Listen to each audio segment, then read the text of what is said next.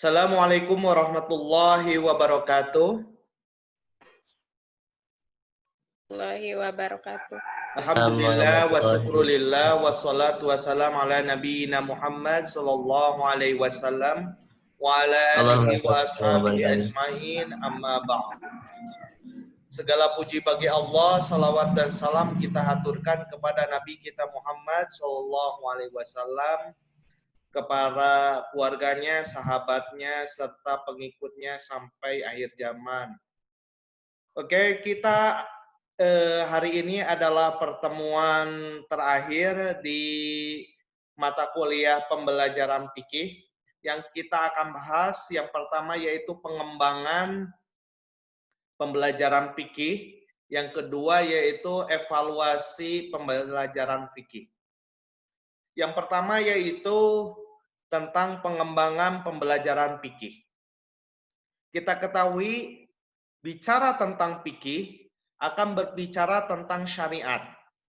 Fikih yang kita ketahui yang pertama yaitu fikih ibadah, yang kedua fikih muamalah, yang ketiga yaitu fikih munakahah, yang keempat yaitu fikih siasah, yang kelima yaitu fikih jinayah.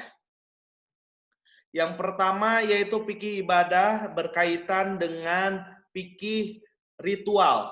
Sholat, zakat, puasa itu adalah fikih ritual. Selanjutnya ada yang namanya fikih muamalah. Itu berhubungan dengan hablum minan nas, seperti perdagangan atau yang kita pahami seperti ekonomi Islam. Adanya bank Islam, adanya pegadaian. Selanjutnya yaitu fikih munakahah berkaitan dengan pernikahan. Yang selanjutnya yaitu fikih jinayah tentang hukum. Selanjutnya yang terakhir yaitu fikih siasah, yaitu fikih tentang politik. Nah, dalam pembelajaran fikih antara satu dengan yang lain itu memang secara keilmuan terpisah. Tapi tentunya seorang guru harus menguasai semua ilmu fikih itu sendiri. Tidak bisa ketika bicara tentang zakat tidak akan berhubungan dengan yang lainnya. Pasti akan sedikit banyak akan berhubungan. Seperti bicara tentang waris, itu akan berhubungan dengan yang namanya fikih munakahat, karena waris akan berhubungan dengan apa yang namanya hubungan nasab. Nah, makanya seorang guru fikih ataupun yang mengajarkan fikih itu harus memahami semua tentang fikih, minimal yang 5. Walaupun sekarang banyak yang namanya fikih ekologi, fikih pandemi, bahkan sekarang dibuat seperti kita mengenal dengan protokol kesehatan, yaitu tentang bagaimana kita hidup dalam pandemi. Salah satunya itu pembelajaran atau perkuliahan itu dituntut untuk dikeluarkan fatwa-fatwa. Nah, fatwa-fatwa itu yang disebut dengan fikih. Nah, fikih itu adalah produk, ingat. Karena ilmunya bersumber dari ilmu fikih. Dari ilmu fikih ditarik menjadi sebuah fikih. Fikih produk. Bicara produk pasti akan berbeda. Makanya Anda mengenal ada yang kunut, tidak kunut. Ada yang atahiyatnya lurus, ada yang bengkok-bengkok, ada yang muter-muter. Nah, itu kenapa? Karena produk fikih, ada yang tangannya di tengah, ada yang di bawah. Nah, kenapa? Karena itu adalah produk fikih, itu produk. Nah, untuk mengambil produk itu ada kajian ilmiahnya, disebut ilmu fikih atau disebut usul fikih. Tapi kita tidak akan sampai membahas itu karena bicara fikih akan luas. Contoh, kita sebagai guru memang dituntut untuk profesional menguasai bidangnya. Contoh, kalau kita tentang menerangkan tentang ibadah, ibadah, contohnya sholat, zakat, puasa, terkadang kita dihadapkan dengan seorang guru itu yang dibahas sholat, yang ditanyakan masalah fikih, munakahat. Contohnya saya sering sekali ketika menerangkan PAI, padahal yang saya jelaskan itu tentang radikalisme dan arilan sempalan. Lah, kok yang ditanyakan masalah cerai, masalah rujuk, masalah syarat pernikahan. Kenapa? Karena ternyata pada zaman sekarang pembelajaran itu adalah pembelajaran sesuai dengan kebutuhan. Nah, para kiai, para ustadz dulu sudah berpikir sangat luas. Jadi yang disebut dengan belajar tuntas. Kita yang sekarang digerorakan itu belajar merdeka, merdeka belajar. Sementara dulu belajar itu belajar tuntas. Contoh begini, kiai saya dulu mau kecil mau besar, kalau sudah hafal jurumiyah, itu pasti naik ke kelas 2. Tidak berpikir dulu yang namanya mau bisa atau tidak bisa, kalau sekarang naik kelas aja. Kalau dulu ya sesuai kemampuan naik kelas itu, bertahap, step by step. Kalau belum bisa yang namanya ngalogat, safina, tidak akan masuk ke jenjang selanjutnya. Pelajaran fikih seperti Fathul Mu'in. Nah, tidak akan. Ya, fokus saja dulu safina.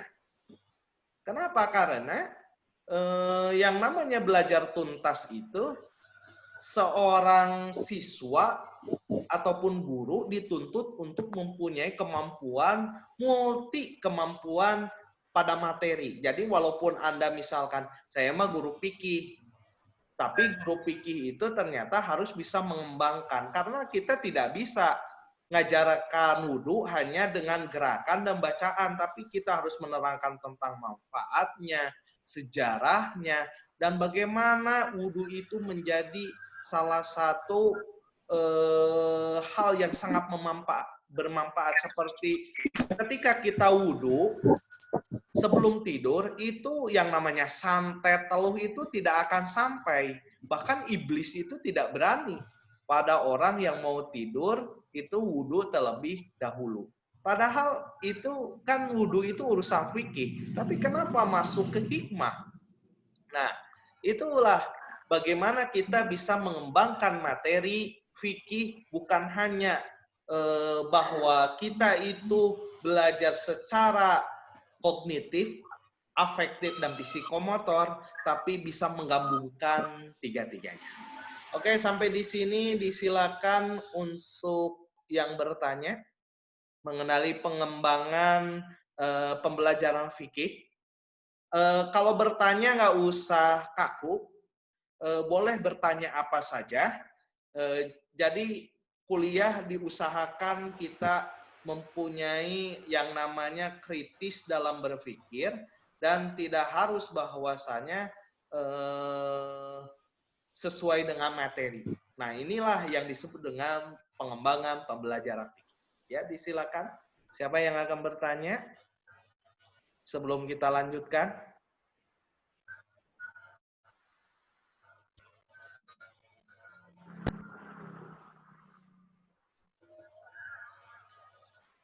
Oke, kita lanjutkan pada evaluasi pembelajaran fikih. Bicara tentang evaluasi, berarti kita berbicara tentang yang namanya tolak ukur atau sebagai ukur.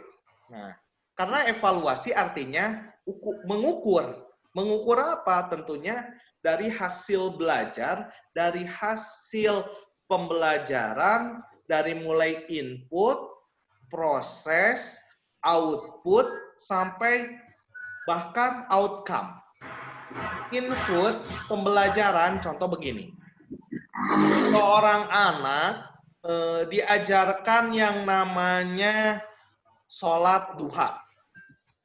Inputnya rata-rata misalkan anak SMP atau SMK yang notabene adalah anak yang tidak banyak belajar tentang agama. Akhirnya kita mengajarkan bagaimana belajar duha. Tentunya karena inputnya adalah anak SMP, SMA yang notabene jauh dari pembelajaran agama, bukan jauh dari agama, pembelajaran agama, tentunya kita cek terlebih dahulu, yang paling sederhana adalah bacaan Al-Quran. Kita jangan muluk-muluk dulu, bacaan Al-Qurannya seperti apa dulu. Nah, kalau kita paham bahwa anak itu tidak bisa membaca Al-Quran, berarti kita mengajarkan anak itu secara hafalan dulu. Jangan ibaratnya langsung dikasih nih bacaan sholat duha dan ini doanya, tapi langsung sedikit demi sedikit kita dawamkan bagaimana dari mulai niat, takbiratul ihram sampai salam, sampai anak itu berdoa. Berarti harus dari inputnya. Lalu prosesnya tidak mungkin sholat duha itu bisa masuk secara kognitif dan afektif, bahkan psikomotor, kalau tidak dibiasakan, misalkan sebelum pembelajaran, dibiasakan duha terlebih dahulu. Nah, kalau sudah outcome, anak itu walaupun dia sudah keluar dari SMA, SMK, dia tetap melakukan yang namanya duha di luar. Nah, seorang guru memang hanya mempunyai kewajiban dari input, proses, dan output. Tidak mempunyai kewajiban outcome. Tapi seorang guru bisa untuk menanamkan sampai ke outcome kalau sudah dibiasakan setiap hari, bahkan kalau bisa, kalau SMP, SMA selama 3 tahun. Nah, seperti itu.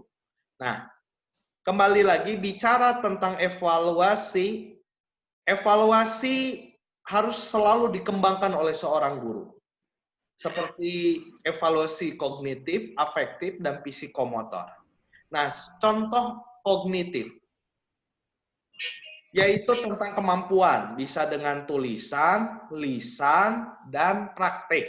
Nah, itu adalah baru secara kognitif. Tulisan pun bisa ABC, multiple choice, bisa dengan essay, bisa juga dengan mencocokkan. Nah, tentunya ini disesuaikan dengan kemampuan siswa. Selanjutnya, bisa dengan lisan. Lisan itu bisa dengan langsung bertatap muka, bisa juga misalkan anak antar siswa untuk menyetor. Nah, saya dulu waktu di pesantren menghafal Al-Quran itu lebih banyak menyetorkan antar siswa karena nggak tegang. Nah, kalau sudah lancar, biasanya baru ke ustadz atau ke mudaris ataupun ke syekh untuk langsung menyetorkan. Nah, kalaupun praktik itu biasanya di akhir. Nah, ada satu fenomena sekarang yaitu hilangnya UN. Nah, kita sudah kenal hilangnya UN. Nah, apakah dengan hilangnya UN itu hilangnya evaluasi? Tentunya tidak. UN itu sifatnya itu kalau dalam bahasanya madhab pendidikan, jadi madhab itu bukan hanya fikih.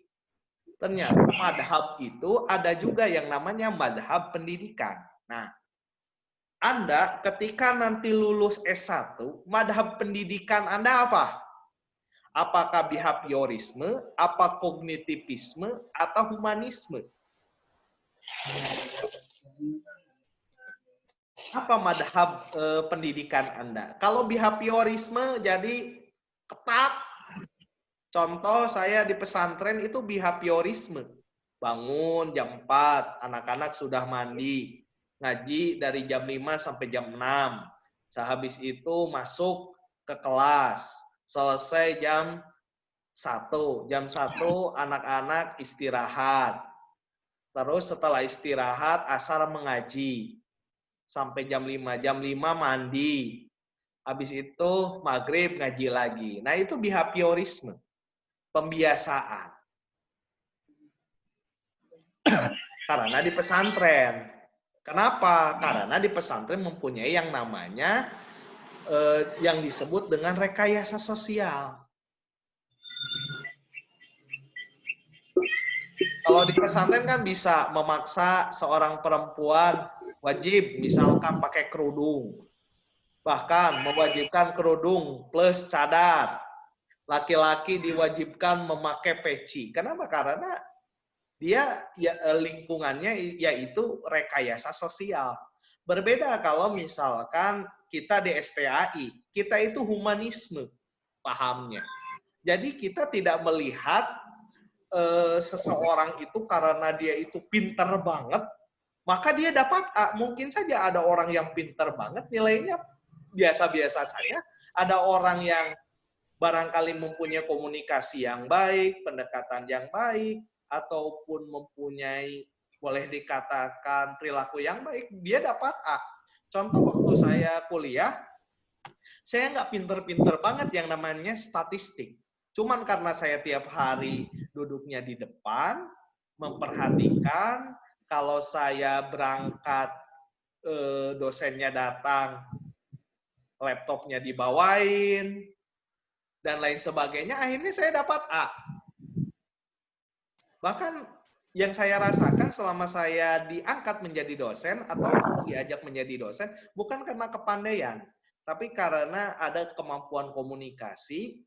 Nah, yang namanya kemampuan individu dan lainnya, dan perilaku, nah itu menjadi salah satu yang dilihat juga. Tapi yang nomor satunya itu kemampuan perilaku, yaitu dan kemampuan komunikasi. Nah, Anda nanti ketika hidup di masyarakat ataupun hidup di kampus, harus mempunyai kemampuan selain kemampuan kompetensi, atau disebut kemampuan atau kompetensi, tapi harus juga mempunyai kemampuan komunikasi, dan yang terakhir yaitu kemampuan spiritual. Kenapa? Karena ternyata spiritual itu menjadi daya tarik kita ketika kita berhadapan dengan berbagai macam orang. Kenapa? Karena semua makhluk Allah. Itu adalah salah satu tolak ukur, bahwasanya tolak ukur hampir sama, bahwasanya bukan hanya kognitif, afektif, psikomotor, bukan hanya dari input, output, bahkan sampai outcome. Oke. Silakan, ada yang bertanya?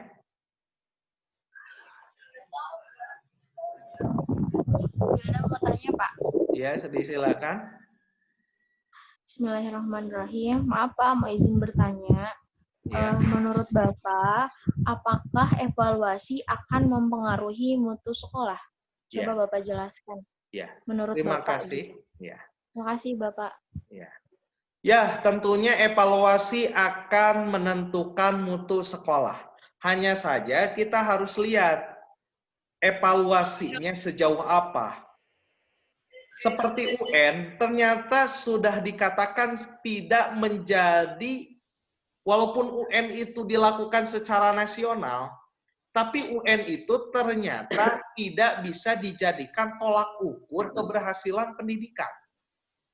Buktinya pendidikan kita di bawah Singapura. Pendidikan kita bahkan di bawah Vietnam. Dan jauh tertinggal dari Malaysia.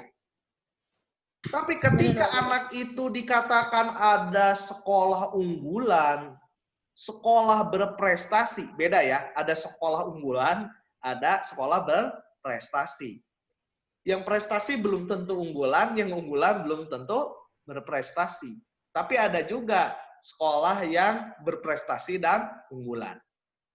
Sekolah unggulan biasanya sekolahnya negeri plus bayarnya mahal. Tapi berprestasi belum tentu mahal. Banyak yang gratis. Kenapa? Itu adalah di sana ternyata evaluasi tidak selalu menjadi tolak ukur, walaupun memang dilihat contoh. Lulusan pesantren, nggak punya ijazah, tapi kenapa secara kehidupan sosial dan ekonomi mereka sukses? Nah, kenapa? Karena evaluasinya yaitu belajar tuntas. Ada orang tua yang ngeluh kepada saya. Dia disekolahkan di sekolah yang pesantren yang mahal, disebut pesantren modern, menghabiskan puluhan juta, anaknya disuruh khutbah nggak bisa. Nah itu salah satunya. Jadi ada masalah juga dievaluasi, tapi ada masalah ya selain dievaluasi ternyata ada masalah yang lain, yaitu barangkali bahwasannya evaluasi yang salah adalah evaluasi dilakukan di akhir. Padahal evaluasi harus dilakukan sejak awal masuk sampai dia keluar. Yang tadi input sudah ada evaluasi. Ketika anak itu masuk sekolah, dia dari mana? Dari SD. Coba tes Al-Quran, baca Al-Quran, ternyata nggak bisa. Akhirnya di sana seorang guru harus bisa melengkapi, menstandarkan kemampuan siswanya karena belajar tuntas, bukan belajar merdeka kalau sekarang itu. Kalau belajar merdeka kan ya disamakan aja, nggak usah ada tolak ukur. Kalau sekarang, dulu di pesantren belajar tuntas. Setelah jurumiyah Imriti. Dari Imriti, Yakulu. Dari Kulu, Alfiyah. Dari Alfiyah, Mantik. Belajar tuntas. Pertama, Juz Amma. Dari Juz Amma, Juz 1. Juz 2. Mau dewasa, mau anak kecil, yang penting bisa. Itu adalah yang disebut dengan belajar tuntas. Makanya skripsi yang baik adalah skripsi yang selesai. Kuliah yang baik adalah kuliah yang 4 tahun selesai. Jangan berpikir Anda IPK 3,8. Apakah itu menjamin Anda untuk sukses? Tidak. Saya sering ditanya oleh teman-teman saya, Kang Fuad kenapa tidak memperbaiki nilai katanya? Memang kenapa? Ada C2.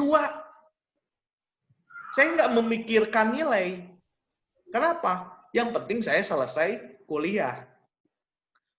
Ya kan sayang IPK-nya bisa 3,8 katanya. Saya tidak peduli. Setelah S1 langsung S2. Jangan ingin balik lagi untuk memperbaiki nilai. Yang sudah ya sudah saja. Nggak usah dipikirkan. Kenapa? Itu yang jadi masalah. Karena evaluasi yang salah menyebabkan seorang anak itu berpikir bahwasannya nilai harus besar. Nah, itu yang jadi masalah nantinya. Karena nilai ingin besar, akhirnya guru membuat akal-akalan. Tim sukses pada UN. Akhirnya yang mengerjakan bukannya murid, guru. Itu yang jadi masalah. Nah, makanya di sanalah evaluasi bukan hanya di akhir, tapi di awal. Memang evaluasi akan mempunyai dampak, tapi tidak menentukan. Oke, yang lain silakan. Ada waktu sekitar 8 menit. Ya, sama-sama.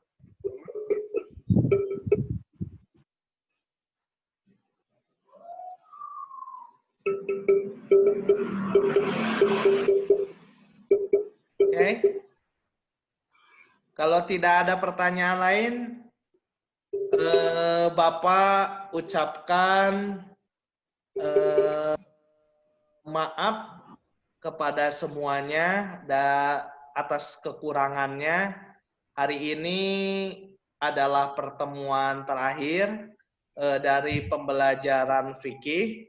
Besok Anda semester 7 hanya Iya, Pak. ya semester 7 biasanya ada mata kuliah tapi tidak banyak. Antara 2-3 mata kuliah biasanya kalau Anda ngambil ke atas bisa jadi habis sebenarnya. Tapi barangkali ini kuliah Anda, refreshing Anda, setelah itu Anda fokus untuk menyelesaikan skripsi.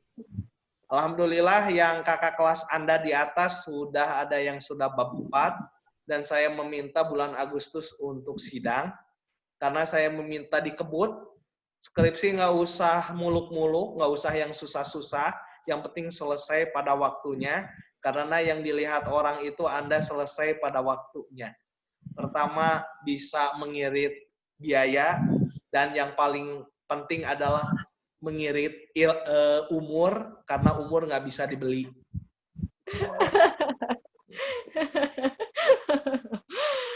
Iya, umur nggak bisa dibeli ya. Kalau biaya SPP bisa, tapi kalau umur nggak bisa. Jadi secepatnya selesai, punya rezeki melanjutkan. Kalau misalkan tidak ada niat melanjutkan, mengembangkan di masyarakat dan di tempat Anda bekerja. Baik. Amin. Saya minta maaf apabila ada kesalahan. Insya Allah ya, pekan depan sudah UAS ya. Iya, Pak. Iya. Ya mudah-mudahan Iya, Pak. lancar semuanya Amin. dan bisa bermanfaat. Amin. Ya intinya itu silaturahim, karena kampus kita itu kampus humanisme. Humanisme di sini, jadi ya sesuai dengan kemampuan dan kapasitas kita dalam belajar. Beda dengan UPI, beda dengan UIN yang mahasiswanya. Kalau di kampus seperti UPI, UIN, dosen-dosen itu sudah mengatakan, kita wajib membuat stres para mahasiswa dan mahasiswi. Tapi kalau di kampus kita, seorang dosen wajib memberikan kebahagiaan kepada mahasiswa dan mahasiswinya. Dan memberikan kemudahan. Makasih, Bapak. Ya minimal silaturahim kan. Kalau di rumah sendiri jarang keluar, apalagi dalam kondisi pandemi ini, setidaknya dengan kita kuliah bisa bertatap muka dan berkomunikasi walaupun secara virtual. Oke, mohon maaf dari segala kesalahan dan kekurangan. Wallahu muwaffiq ila aqwamit thoriq. Assalamualaikum warahmatullahi wabarakatuh. Waalaikumsalam warahmatullahi wabarakatuh. Terima kasih Bapak. Ya silakan untuk berkomunikasi, ada sekitar 4 menit untuk Terima kasih Bapak. rekaman ya. Waalaikumsalam warahmatullahi wabarakatuh.